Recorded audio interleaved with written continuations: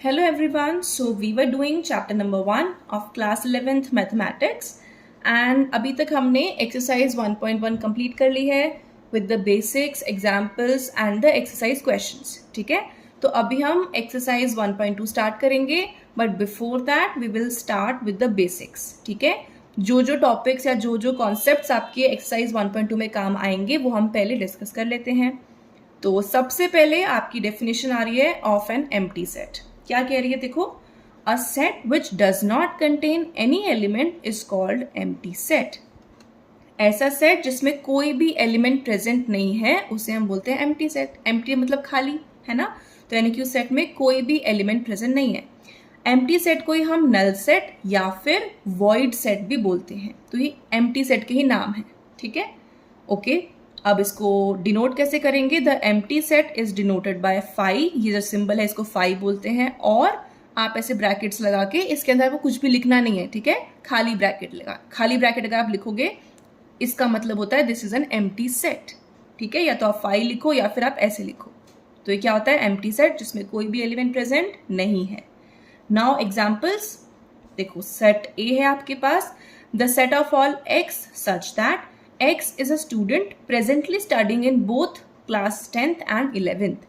क्या बोल रहा है कि सेट ए में वो सारे एलिमेंट्स हैं या वो सारे स्टूडेंट्स हैं जो कि क्लास 10th और क्लास 11th दोनों में प्रेजेंटली पढ़ रहे हैं। आप बताओ ऐसा पॉसिबल है क्या? नहीं, कोई भी स्टूडेंट या तो क्लास 10th में होगा या क्लास 11th में होगा। दोनों क्लासेस में कैसे हो सकता है? एक ही टाइम पे आप दोनों जगह नहीं पढ़ सकते, है ना। तो यानी कि this is an empty set, यानी कि ऐसा कोई भी स्टूडेंट प्रेजेंट नहीं होगा। करेक्ट, तो it is an empty set. अब सेट बी देखो, क्या बोल रहा है, the set of all x such that x lies between 1 and 2 where x is a natural number. अब आप मुझे एक बात बताओ, नेचुरल नंबर कौन से होते हैं? ऑल काउंटिंग नंबर्स, मतलब 1 2 3 4 लाइक दिस। तो अब ये बोल रहा है कि 1 और 2 के बीच में जो एक नेचुरल नंबर बताना है उसका सेट, उसका कलेक्शन है ये बी सेट। तो आप मुझे बताओ 1 और 2 के बीच में कोई नेचुरल नंबर आएगा क्या? नहीं आएगा, है ना, क्योंकि 1 आता है, 1 के बाद डायरेक्टली 2 आता है नेचुरल नंबर, तो उनके बीच में कोई नेचुरल नंबर एग्जिस्ट नहीं करता। That's why it is an empty set.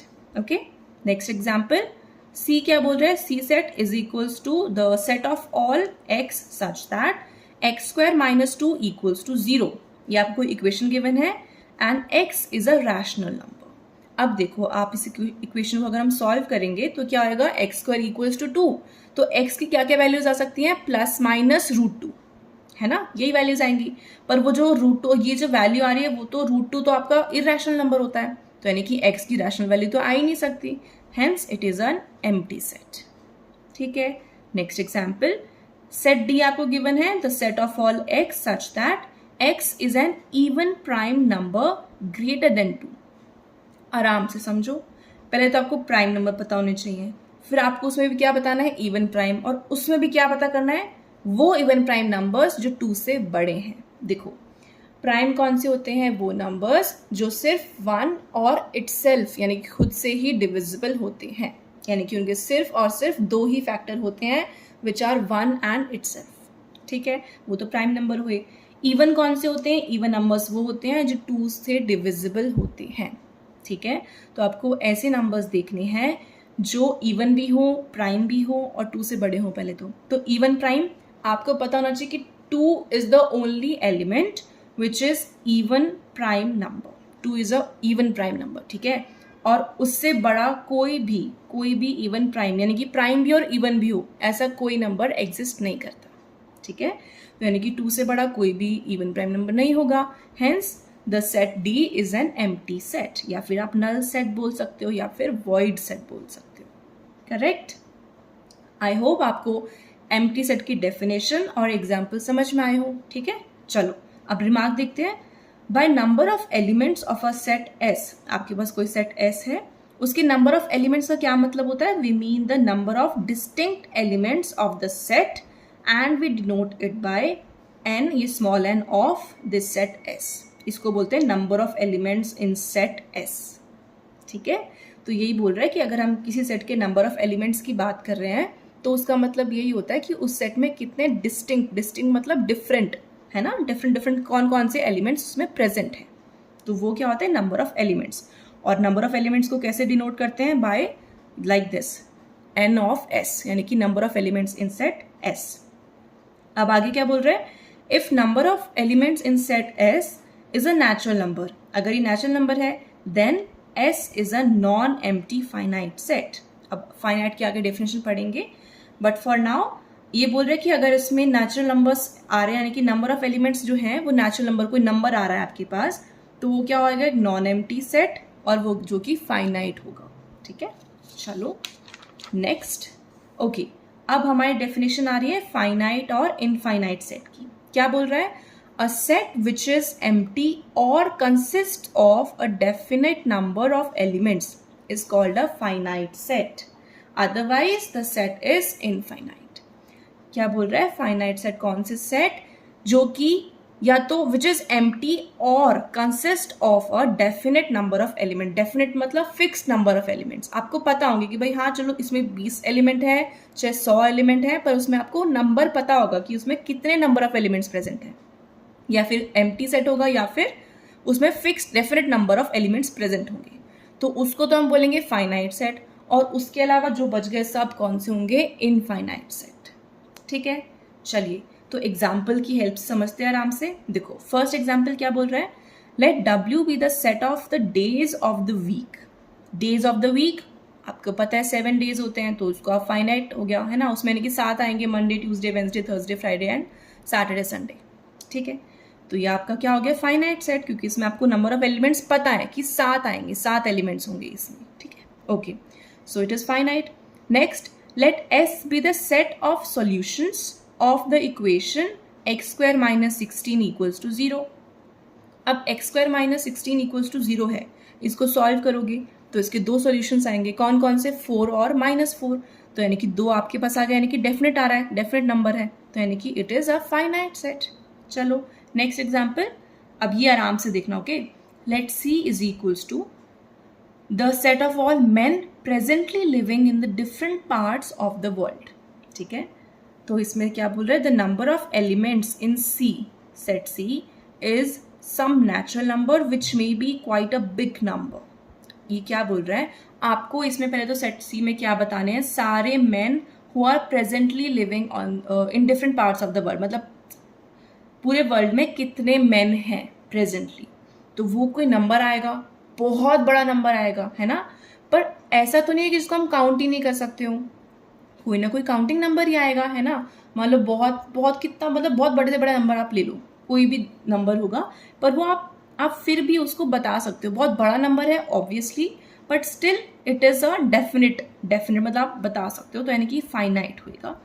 तो यही लिखा है इसमें, which may be quite a big number, यानी कि number of elements in C is equals to some finite number. कुछ भी होगा पर एक फाइनाइट नंबर आएगा, इसीलिए सेट C कैसा है? एक फाइनाइट सेट। ठीक है, next fourth example, let G be the set of points on a line. अब ये आपको बेसिक आपको पता होना चाहिए नॉलेज, एक लाइन पे आपके इनफाइनाइटली मेनी पॉइंट्स होते हैं, ये चीज आपको पता है। कोई भी लाइन होती है तो उस पे इनफाइनाइटली मेनी पॉइंट्स एग्जिस्ट करते हैं, that's why this set is an infinite set. ठीक है, चलो अब एक नोट आ रहा है, it is not possible to write all the elements of an infinite set within braces because the number of elements of such a set is not finite। ये कह रहा है कि इनफाइनाइट सेट है, अब उसमें आपको पता है कि इनफाइनाइट नंबर ऑफ एलिमेंट्स है, तो आप ऑब्वियसली उसके सारे एलिमेंट्स को ब्रैकेट्स में कैसे लिख सकते हो? नहीं लिख सकते ना, क्योंकि उसके एलिमेंट्स फाइनाइट नहीं है। ठीक है, तो यही चीज कह रहा है। So we represent some infinite set in the roster form by writing a few elements which clearly indicate the structure of the set followed or preceded by 3 dots। कुछ नहीं कह रहा, ये सिंपली ये कह रहा है कि इनफाइनाइट सेट है। अब आप उसके सारे एलिमेंट्स तो नहीं बता पाओगे ऑब्वियसली, तो इसीलिए आप क्या करोगे, अगर आप उसको रोस्टर फॉर्म में लिखना है तो आप उसके थोड़े बहुत एलिमेंट्स लिखो और फिर क्या लगा दो? 3 डॉट लगा दो, यानी कि वो इनडेफिनेटली आगे चलता जा रहा है। हमें नहीं पता वो कहाँ तक जा रहा है, तो इसलिए हम 3 डॉट लगा रहे हैं कि भाई आगे चलता जा रहा है। ठीक है, एग्जाम्पल दिखा देती हूँ। देखो फॉर एग्जाम्पल, जैसे देखो नेचुरल नंबर का सेट है भाई, अब नेचुरल नंबर कहाँ स्टार्ट होते हैं? लाइक 1 2 3 4 5 6 अभी चलते जा रहे हैं ना, तो अब मुझे इसका एंड नहीं पता कहाँ रुकेंगे, क्या है नहीं है। ठीक है, तो दैट्स वाई ये एक इनफाइनाइट सेट है. The set of natural numbers is an infinite set. इसलिए इसको कैसे लिखूंगी मैं, 1 2 3 मैंने कुछ एलिमेंट्स लिखे, फिर क्या लगा दिया, dot dot dot. Correct. Similarly आप इंटीजर्स के सेट को भी ऐसे लिख सकते हो. लाइक अब देखो, इंटीजर्स तो क्या होते हैं, नेगेटिव के साइड नंबर्स, पॉजिटिव के साइड नंबर्स और जीरो, ये सब मिलके क्या बनाते हैं, इंटीजर्स. तो यानी कि नेगेटिव के नंबर के लिए इधर डॉट लगा दी, देन -3 -2 -1 0 1 2 3 और फिर आगे भी बढ़ रहे हैं तो आगे डॉट लगा दी. ठीक है, तो ये सेट ऑफ इंटीजर्स बन गया. तो ये सारे सेट्स कैसे हैं, इनफाइनाइट सेट. ठीक है, इसलिए इनको हमें रोस्टर फॉर्म में लिखने के लिए इनको हमें आगे पीछे इनके हम डॉट लगाते हैं. सिंपल. चलो अब नेक्स्ट नोट क्या कह रहा है, all infinite sets can not be described in roster form. अब देखो, आपने कुछ को तो इनफाइनाइट सेट में से कुछ को तो फिर भी आपने रोस्टर फॉर्म में लिख दिया है ना, बट ये जरूरी नहीं है कि आप सारे इनफाइनाइट सेट को रोस्टर फॉर्म में लिख ही पाओ. देखो, फाइनाइट सेट को तो आप रोस्टर फॉर्म में लिख पाओगे, ये तो पक्की बात है, पर इनफाइनाइट में आप कुछ को तो लिख पाओगे. जैसे इनको आप लिख पाए है ना, नेचुरल नंबर के सेट को लिख दिया आपने, इंटीजर्स वालों को लिख दिया, बट आप सबको नहीं लिख पाओगे. अब किसको नहीं लिख पाएंगे, कुछ एग्जाम्पल बताओ. तो एग्जाम्पल के लिए we will take the set of real numbers. तो real numbers can not be described in this form. कौन सी form, roster form, because the elements of this set do not follow any particular pattern.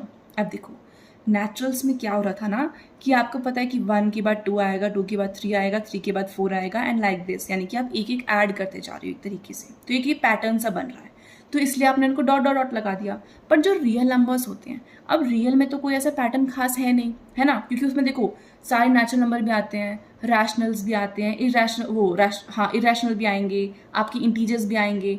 तो real में तो बहुत सारे अलग अलग टाइप के नंबर्स आ रहे हैं, तो आप उनको एक पर्टिकुलर पैटर्न में नहीं लिख पा रहे हो, है ना. दैट्स वाई आप उसको रोस्टर फॉर्म में नहीं रिप्रेजेंट कर पाओगे. ठीक है, तो आपको एग्जाम्पल याद भी रखना है ये चीज़, कि आप सारे इनफाइनाइट सेट को एक तो आप रोस्टर फॉर्म में नहीं लिख सकते. तो अगर कोई बोले कि कोई एग्जाम्पल बताओ, तो क्या बोलोगे, the set of all real numbers. हम रियल नंबर्स के सेट को रोस्टर फॉर्म में रिप्रेजेंट नहीं कर सकते.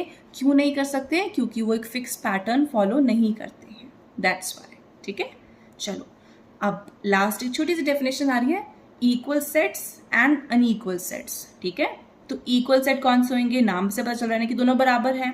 पढ़ते हैं डेफिनेशन, देखते हैं. Two sets A and B are said to be equal if they have exactly same elements. ठीक है, दो सेट कब इक्वल होंगे, जब उन दोनों में exactly same elements होने चाहिए. जितने एलिमेंट्स उसमें हैं उतने ही एलिमेंट दूसरे में भी होने चाहिए, और वो एलिमेंट्स भी सेम होने चाहिए. ठीक है, अगर उसमें 3 है तो वहाँ पे 3 ही होना चाहिए, ऐसा नहीं कि उसकी जगह 4 आ गया. ठीक है, तो exactly सेम एलिमेंट्स होने चाहिए. और इक्वल सेट को हम लिखेंगे कैसे, रिप्रेजेंटेशन है इसकी A इक्वल्स टू B. ठीक है, अगर दो सेट्स इक्वल हैं तो आप उनको कैसे लिखोगे, A इक्वल्स टू B, और वो कब होंगे, जब उन दोनों में एग्जैक्टली सेम एलिमेंट्स प्रेजेंट होंगे. Correct. Otherwise the sets are said to be unequal.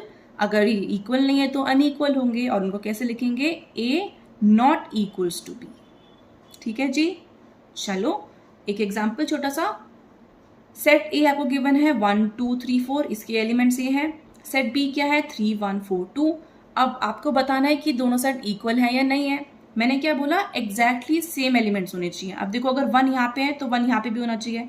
देखो, आगे पीछे लिखने से कोई फर्क नहीं पड़ेगा. ठीक है, तो इसमें कंफ्यूज मत होना कि इसमें तो पहले 1 है, इसमें तो पहले 1 नहीं आया. नहीं, आपको एलिमेंट्स चेक करने हैं कि आपके जो एलिमेंट्स हैं वो सारे आ रहे हैं नहीं आ रहे. ठीक है, देखो 1 है, यहाँ पे 1 है, 2 2 3 3 4 4, यानी कि जो एलिमेंट्स इसमें है वही सारे इसमें हैं, ना किसी में ज़्यादा ना किसी में कम. तो दोनों में कैसे हैं, इक्वल. तो दोनों सेट्स कैसे हो गए, इक्वल सेट्स हो गए. ठीक है जी, चलो अब लास्ट एक छोटा सा note. A set does not change if one or more elements of the set are repeated. मैंने आपको पहले बता दिया. ठीक है, तो यही कह रहा है कि एक सेट चेंज नहीं होता अगर एलिमेंट्स आप रिपीट करके लिख देते हो, तो सेट डज नॉट चेंज. ठीक है, सो एग्जाम्पल देखते हैं. द सेट्स, सेट ए आपका फॉर एग्जाम्पल 1 2 3 है. सेट बी क्या है, 2 2 1 3 3.